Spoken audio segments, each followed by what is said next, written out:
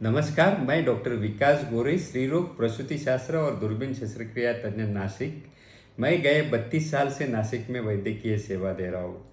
हमने अपने पिछले वीडियोस में, शॉर्ट वीडियोस में आपको एबनॉर्मल यूट्राइन ब्लीडिंग यानी अनियंत्रित रूप से माहवारी का खून बहना या हेवी मेंस्ट्रुअल ब्लड फ्लो होना, इसके बारे में आपको जानकारी दी और जो भी जांच उसमें हमने आपको बताए, उसके बाद में हमको ये पता चलता है कि गर्भाशय के आकार में बीमारी है, यानी गर्भाशय में गांठ है या गर्भाशय के अंदर में गांठ है, ये समझता है, या जो महिला है उसके खून में कुछ बीमारी है। ये दोनों का निदान होने के बाद डॉक्टर आपको ट्रीटमेंट शुरू करते हैं।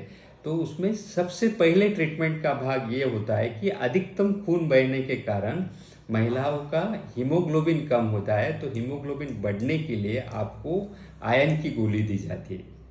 दूसरी बात, आपको जो हेवी ब्लीडिंग हो रहा है उसका कारण इन्फेक्शन या इन्फ्लेमेशन है, तो आपको एंटी इन्फ्लेमेटरी एजेंट या एंटीबायोटिक यानी जंतु मारने की दवा दी जाती है। उसके साथ में ही आपका खून गाढ़ा, खून की गुठली जल्दी बने, इसके लिए हीमोस्टैटिक एजेंट देते हैं। तो ये उसका दूसरा लाइन ऑफ ट्रीटमेंट होता है।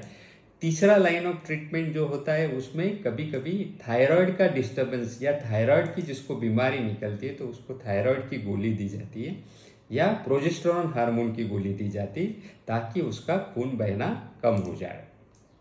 चौथी ट्रीटमेंट जो रहती है, जिस महिला में उसके खून बहने की प्लेटलेट कम होने के कारण या किसी अन्य खून का घटक कम होने के कारण उसका खून बहने की क्षमता यानी कोएगुलोपैथी हुई है, तो उसका ट्रीटमेंट उसको उस हिसाब से दिया जाता है।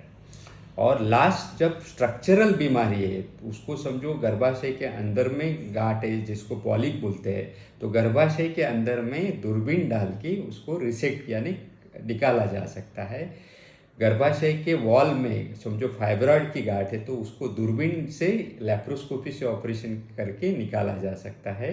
एडिनोमायोसिस रहेगा तो वो गांठ को भी लैप्रोस्कोपी से निकाला जाता है और पेशेंट को उसी दिन घर को डिस्चार्ज दिया जाता है।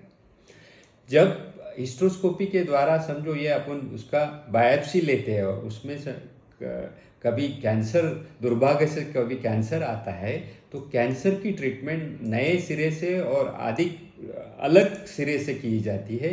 उसका इंफॉर्मेशन हम आपको किसी अन्य वीडियो में बताएंगे, अगले वीडियो में बताएंगे। तो ये सारी एबनॉर्मल यूट्राइन ब्लीडिंग की हमने आपको कैसे निदान होता है, कैसा उपाय किया जाता है, इसके बारे में जानकारी। आपको इसके बावजूद भी कुछ शंका रहेगी तो आप हमें डायरेक्ट कांटेक्ट कर सकते हैं। Thank you very much.